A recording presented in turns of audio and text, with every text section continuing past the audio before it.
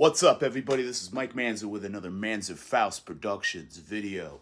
Today I am doing my top favorites, like reissues from this year.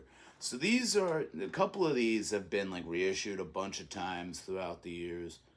But I really like what they did with these versions of the reissues. I think there's a couple of labels that come up here that I think are really doing a great job with what they're putting out lately, the past few years. Just constantly impressive stuff. And like I said, a couple of them might be,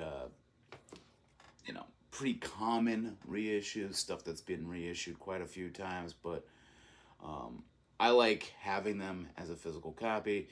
And I want to talk about what I like about the reissues that came out from these labels. So I'm going to go, there's only like 5 in this video, so it shouldn't be too long. I'm going to go reverse alphabetical, as I tend to do. And yeah, so let's not waste too much time with this one. Just get into it.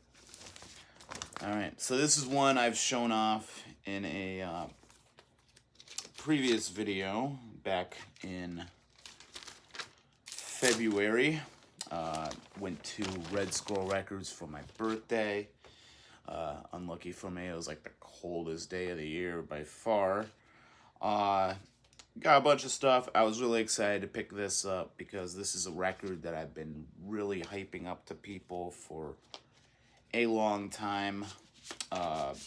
Really like an album and a band that has been getting a lot of like notice the last couple of years. But man, the amount of times I would try to get people hyped on this type of stuff would just fall on deaf ears unless they're like connected to this kind of form of punk that would usually navigate towards this kind of thing. But I really do feel like this particular band has a lot of footing in metal and noise and a lot of influence on those kind of scenes, even though they're more thought of in the hardcore punk stratosphere. A lot of people that are into like Japanese stuff really love this band. They're probably one of the most powerful, unique, and original Japanese bands to come out of that era, which says a lot because there was a lot of really cool stuff at that point. Stuff like Gaze, The Comes, Confuse, Lip Cream, Execute. You can go off in all these different directions, Koro. This is always one of the most important bands. And for a long time, this has been overlooked. Luckily, their first album, their first LP, got reissued by Relapse. I think 2021, if I'm not mistaken, maybe 2020. And I didn't really hold out that this would be next, and sure enough, it was. They announced it, and man, I could not wait for this thing to get into my hands. That is the second G.I.S.M record, Military Affairs Neurotic. Like I said, Relapse, reissue. I don't remember who this originally was put out by. Some probably obscure Japanese label. Kind of a simplistic cover, very much like the original pressing of this. You get it in this very tight-fitting, sort of like what they put picture discs in, that kind of sleeve. And Military Affairs Neurotic, man, Detestation is definitely a record that everybody has talked to death. Has been a very important record, to me included. I've had a ton of copies of that over the years. And, I was excited to see the Relapse reissue, pretty standard stuff. The fan club reissues that I've owned in the past are pretty much identical to that one, aside from the cover with the kind of fake Obis strip kind of deal on it. Um, but this album has always been like really near and dear to my heart, and I feel like there's like a lot of different influence coming off of this album. So most obvious you got is the guitar playing from Randy Uchida is like some of the best I've ever heard. Either this or Randy Uchida group, which only had what, a 7-inch. Deathly Fighter, really great stuff. But I really feel like his like spotlight is definitely on this record. Just some of the most amazing guitar playing. It is very cheesy. It does have certain songs on here definitely do have that like almost like theme song to like a Power Rangers kind of show theme, kind of, you know, just like thrashy, a lot of like Iron Maiden kind of early power metal influence, what would later be called power metal, I guess. uh Very interesting, kind of styles. You know, there's still a heavy amount of like punk and hardcore and new wave of British heavy metal kind of influences in his playing. But I really do feel like he shows off a ton on this record. And it kind of has like a different kind of vibe. It's very dark, it's very menacing, but it definitely has more of like a kind of otherworldly, very Japanese though. I really enjoy his guitar playing, and what really like kind of puts it over the edge for me is Sakevi's vocals. Uh, Obviously, on Detestation, he is unhinged, just screaming. His weird, like kind of talking voice. He goes off in so many directions on that record. On this, a little bit more straightforward. These songs have a lot more structure. His vocal delivery has a lot more structure. He does go off the rails quite a bit, um, but tastefully so. It does add like a bit of intensity. Um, and along with the riffs, it just seems to have like this great melodic kind of dissonance to it and chaos to it, even though it is a lot more structured and a lot more like kind of less improvised than the previous stuff. Um, Visceral delivery on from that. You know, the bass playing is amazing on this. The drumming is this. I can't remember who the drummer on this particular release is. I want to say um, Iron Fist, but he might be the third release, but I can't remember. The drumming on this is amazing, right from the get go with "Good as It Gets." I think good as it is. Just the opening kind of drum uh, intro to that song is just insane. Just really driving. You know, you got some slower songs on here. You got the three Meaning Corrupted tracks, uh, which kind of have like a similar, you know, they get progressively darker as they go along. My personal favorite song on here is Nation's Prosperity.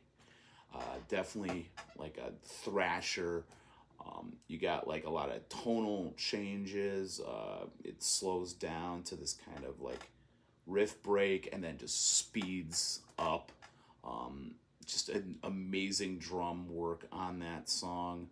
Um, and Sakevi's vocal delivery is probably the best on that song, in my opinion. That's probably like his best kind of straightforward vocal performance. It's not as unhinged as it typically is. He does get really psychotic towards the final, like, I guess you can call it a chorus, but just really solid stuff. And what's really interesting about this record is the kind of soundscapes, the kind of power electronics noise soundscapes throughout here, which I think both clock in around like 6 minutes. maybe 5. That is Anatomy, Love, Violence, G.I.S.M, and the title track. These are pretty long, sprawling, kind of noise pieces, very ambient, not a lot of vocal work. You probably hear a bit in the background, just like Sikevi kind of riffing with his voice, doing a bunch of like kind of stuff. But this is more in line with the type of stuff he would be doing with his solo project. I believe it's called War. And it's definitely a vibe. It can throw some people off. I've shown this to people and they've been like, yeah, I love this, but I can't really fuck with the power electronic stuff. And, I get it to an extent. This is one of those records that really early on kind of opened my eyes to that kind of stuff. And, as I started discovering those kind of elements later on in life, those kind of genres, the kind of, scenes around them and stuff, I always started going back a lot more to this record, and those pieces just extremely unsettling. Definitely a very like radiated post-nuclear kind of apocalypse kind of vibe to a lot of it. It's not a lot going on, but it's a fascinating listen for sure. It's definitely got a shit ton of atmosphere. Really, this record, even more than like Detestation. Detestation does have its elements. I would talk about the gallop riff that they would use a lot on that album. The raw kind of like metallic but much more of a punk rock kind of vibe on that record. I can hear a lot of early first wave black metal kind of stuff. I don't know if these bands were like familiar with them, but definitely Bathory. A lot of the early Japanese kind of first wave black metal stuff that I would be into, like Sabat. I think the band Evil was around that time as well. You had a lot of that kind of taking some stuff from Detestation, and this I definitely hear a lot of like second wave kind of stuff. The riffing is a lot more intricate. I could definitely see probably Emperor, Immortal, definitely listening to this. The early Old Funeral stuff, definitely probably took from this. A lot of war metal kind of stuff. Nation's Prosperity does have a little bit of like a war metal. It's like a more melodic war metal kind of thing. So, you can definitely hear a bit of Sarcophago and even Beherit in that. I get so much out of this band in general. Their last release, I don't know if that'll ever get released. I don't even think it made it to vinyl. I believe the original release of that was only on CD. And that one's insane. Like, it definitely goes a lot more on that unhinged. Like, it outdoes Detestation by a ton on that record. It's called Digicrime Therapy, I think. Sonic Crime Therapy. And if that comes out, I'm definitely gonna pick it up. But that one's like a whole story unto its own. So maybe if that one comes out next year, I can do a whole like retrospect. I got some like compilation kind of things put together about this band. Just a lot of history with them, like their singles and compilation appearances and stuff. There's so much live. Obviously, you can go on YouTube and see shit tons of crazy live footage. People getting chased by Sikevi holding a flamethrower and him shooting off flares while like fucking crazy Vietnam footage plays in the background. The one that always stands out to me is him coming out in a ski mask and a fucking bandolier, I think it's called. Just decked out like he's like a fucking kamikaze. Just unhinged kind of stuff. And, you know, a lot of times, like, bands don't really sound that crazy on record. But, man, this shit definitely meets that criteria of seeing them, you know, seeing that live stuff. Just the chaos, the anarchy of it, the violence of it. The slogan with this band was always anarchy and violence. It was definitely, those two elements were definitely fascinating to Sikevi. And man, they live up to that 110%. So, yeah, I spent a lot of time on this record, but man, this is a huge, huge release for me. So, praise to Relapse. Very cool. Next up, really great 90s. I guess you could kind of throw this in with like the melodic hardcore, some post-hardcore, definitely noise rock. This band has been getting a lot of attention lately. They had a documentary released by ETR Media a couple of years ago, and recently they've been getting a lot of like stuff getting more attention. I don't know how available it is, but I believe there was a reissue of their more famous record put out in 2017, but I don't know if that's still like really easy to get a hold of. They'll probably do another reissue of that if not. But yeah, this is Deadguy, Workethic. I believe this is two different EPs from the early 90s, 94. Workethic and White Meat. Just solid early fucking crazy noise rock. Definitely can be paired up with stuff coming off of Amphetamine Reptile, you know, obviously Cows, Jesus Lizard, that kind of stuff. Great. I love this like kind of brown kind of color to the vinyl. Very nice pressing. Sounds amazing. Another, you know, I keep talking about these labels doing amazing stuff. Blackout has been killing it the past couple of years with their reissues. And, you know, Blackout's always been a really important label to me. Their work with Sheer Terror, Killing Time, you know, a lot of those classic New York hardcore releases were all out on like Blackout. They were really killing it. They had an amazing run of compilations. Most importantly, Where the Wild Things Are. Just solid.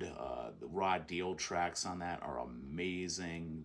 That Uppercut record, I don't know if I've really talked about that, but that is an amazing kind of under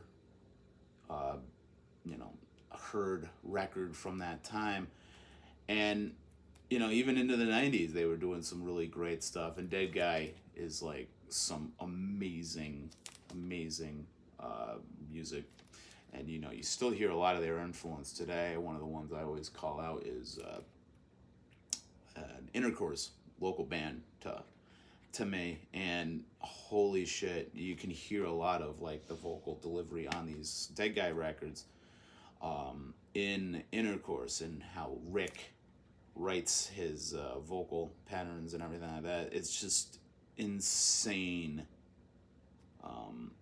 You know, a lot of other bands, you know, that early kind of metalcore kind of development. You know, I hear some Botch. I hear some definitely like, you know, the more like kind of straightforward, you know, they do have like their chaotic elements, but I feel like They're a lot more in kind of the traditional, Big Black, Jesus Lizard, Cows kind of lane than some of the bands that came later. And, this is a lot more straightforward than their more famous release. Fixation on a Coworker, which is an amazing release, and if I can get a copy of that soon, I will definitely love to talk about that, because that is definitely something that really changed a lot as far as like this kind of intense noise rock element, metal, in the development of metalcore. Even like some of the heavier elements of post-hardcore that came later. Yeah, just awesome release. Really happy to have this. And yeah, Deadguy. Up next, man, another great label. And I just realized like every label I'm talking about in this video is just impressing the shit out of me the last few years. And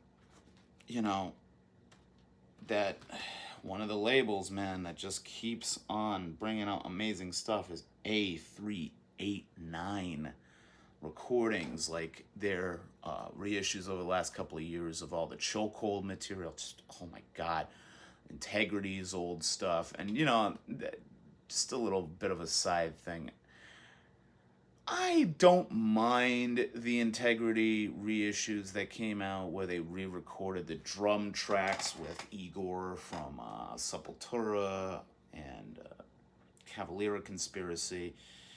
It's kind of cool hearing those, but I do definitely hear the differences. It sounds like a completely different record, but I think they did it respectfully. Much like, I think it was Metal Blade or somebody put out the reissues of the first the second Gwar album, Scummed Out of the Universe, and you could definitely hear a lot of differences in that. But I still think it works. It still has a solid footing in what made the original record great.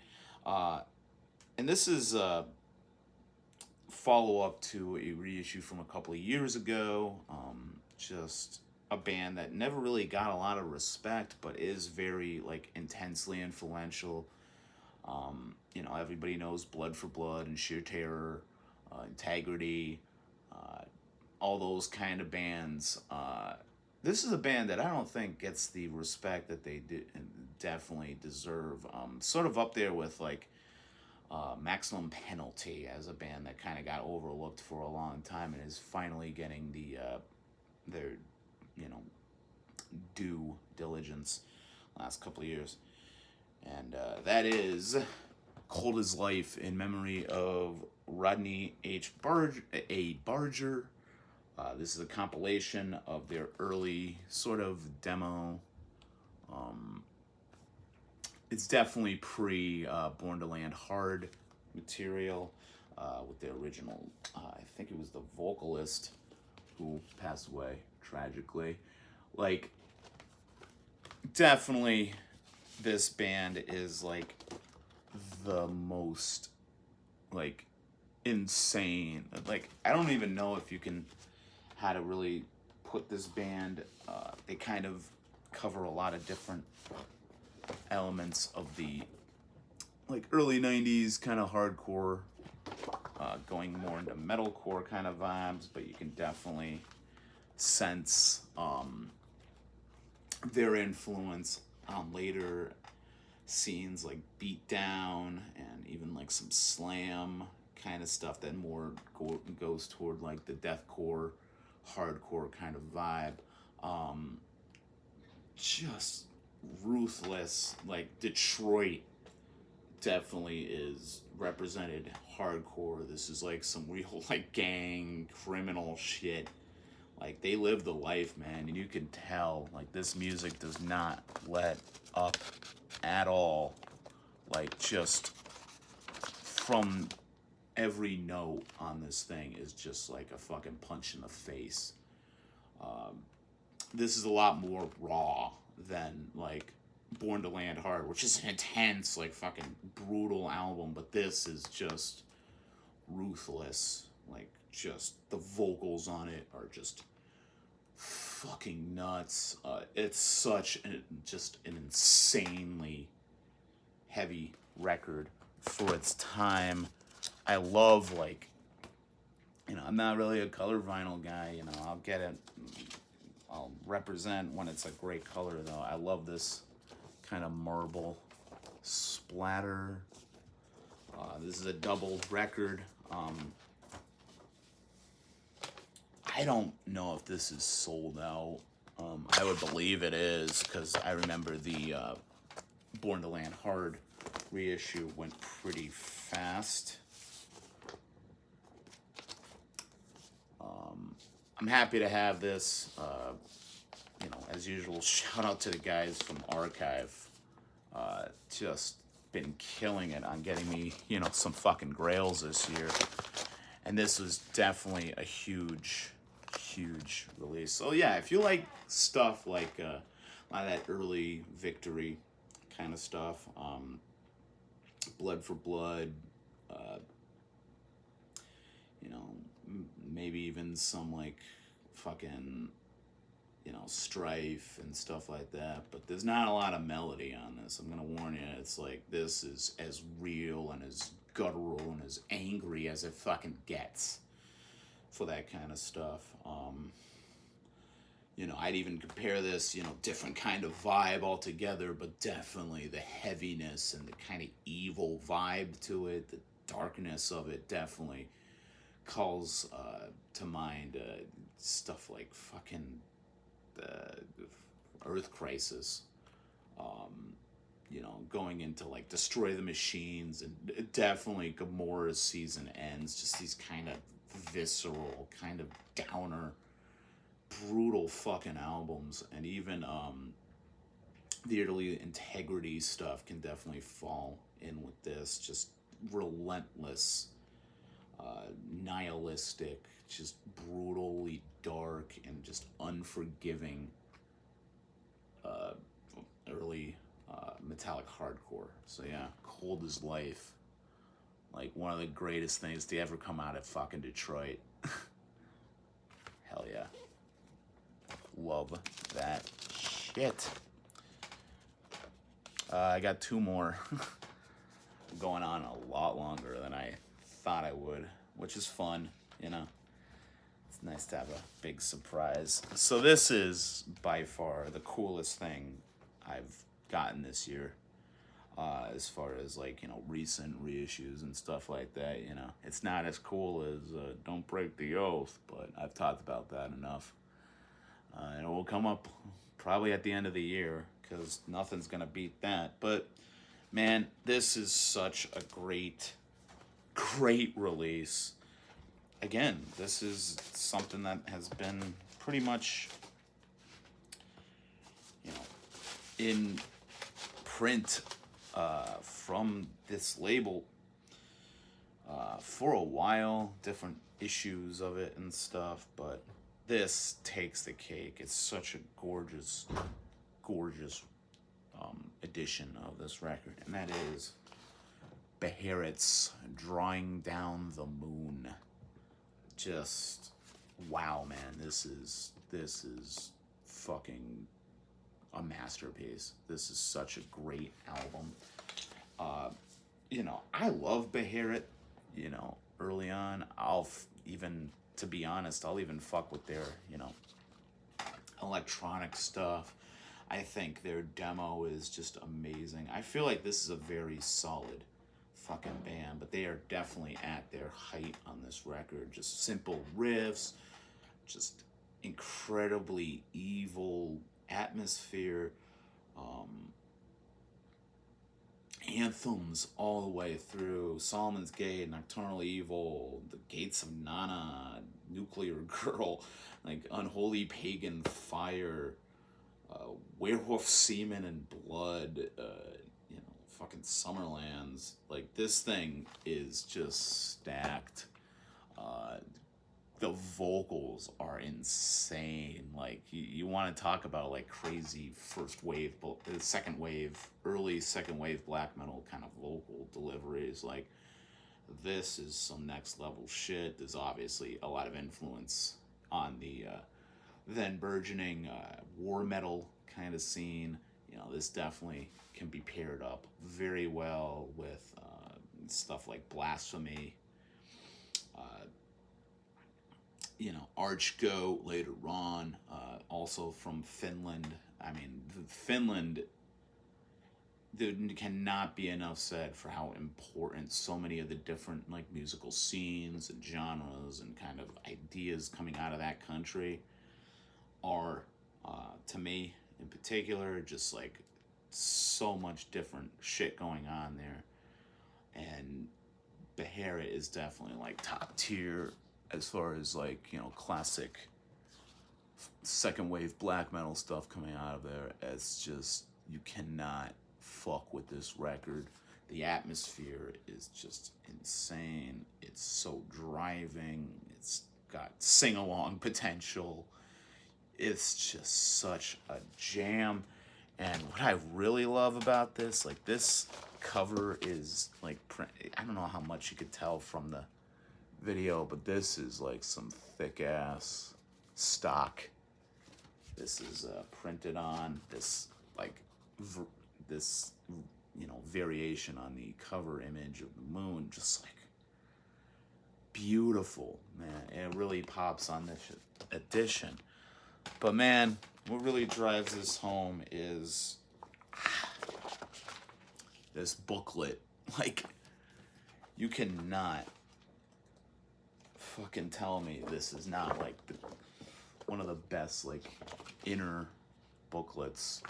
Like, this thing is like a fucking tome, you know, just so many great like photographs and like, oh my god, it's so fucking cool. So happy to have this. Shout out to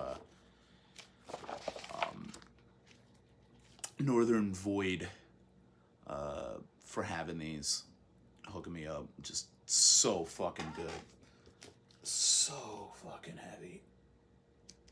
I love this record. And, you know, I love like Finnish stuff, and that is definitely towards the top, along with some of like the Horna and Sargeist material that I really love as well. So cool.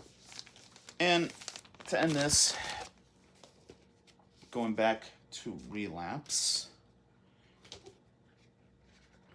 and funny enough, another really great Finnish band, but this falls more into like a kind of symphonic death metal kind of vibe. So definitely coming from a different area. And this is, you know, Finnish, you know, it's very orchestral, it's very big. Their first record was a lot more visceral and straight ahead, kind of like Finnish death metal. That was really big at the time. But this really pushes it forward. I feel like the next record by these guys I really enjoy, but I kind of don't really go too deep later on with this band, just because I feel like they went off in a bit more of like a kind of symphonic goth element that I'm not as big on. But yeah, I adore this record, and that is Amorphis, Tales of the Thousand Lakes. Pretty simple reissue. Got some really great, you know, art.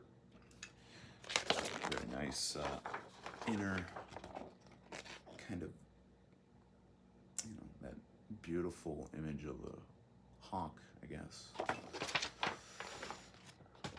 Got a really nice color vinyl. This cool kind of translucent blue, kind of ocean kind of color. Anyway, this is phenomenal.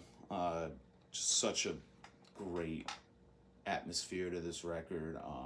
Just the, you know, again, so many great songs on this. First Doom, Black Winter Day, In the Beginning, Forgotten Sunrise, Magic and Mayhem. Just like, I love this record. Just, I did discover it later on, and, you know, if you really love like a lot of that Finnish stuff, coming more from like the death metal elements, so stuff like Sentenced, and even, you know, a thrasher kind of death doom style stuff like Asphyx. This is definitely a very important record. Again, more on the symphonic kind of side. You do have some death doom elements to this. There's some really slow, like, just melancholic riffs on this, but a lot of it's like wicked fast, wicked melodic. Probably a lot of this can be cited as an influence on like a lot of that Gothenburg kind of stuff, the more like melodic death metal, melodeath kind of stuff. But, you know, I like this a lot better than a lot of that stuff. Really dig this release. Again, Relapse just killing it with their reissues. So much respect to them, and this is just a gem. So pick this up if you haven't yet. Amorphis. It should be pretty affordable. I remember getting that for like less than $20. And that'll about do it. Really thrilled to talk about these records. You know, if you catch my last video on, you know, the best releases of 2023, it's been a very cool year for me personally in my record buying and hearing new stuff. This channel is definitely giving me a lot of initiative to deep dive further into a lot of this kind of stuff. Just really happy on what I've been able to get, and the stuff that is getting light finally. You know, this is shit that I would like tell people about in the past, like, yo, you should really get on this, and it just hasn't been readily available. Now it is, and, you know, I'm thrilled at what they're able to do with these releases. It's just gorgeous releases. And all these labels are killing it, so definite respect to them. So yeah, been doing a lot lately. If you have any recommendations of some great reissues from this year, get down there in the comments. Like, I want to know about more. You know, there's always the few that slip under my radar, and, you know, gotta add more to that want list. You know, it never ends. So much cool stuff. You know, like, subscribe if you haven't yet. I've been putting out a lot of stuff. Like, my productivity has really picked up since I got the new phone. I have a lot more storage. It's easier for me to just sit down and record. The quality has been a lot better, and I've been, you know, it's been paying off. Been getting a lot of great views, getting a lot of like cool comments, people coming in, and, you know, enjoying what I have to say about a lot of this stuff. So I really appreciate a lot of that. And yeah, if you want to find me on social media, I am the Hordes of Manzerfaust on Instagram. And that'll about do it. So this is Mike Manzer with another Manzerfaust Productions video. Stay fucking metal.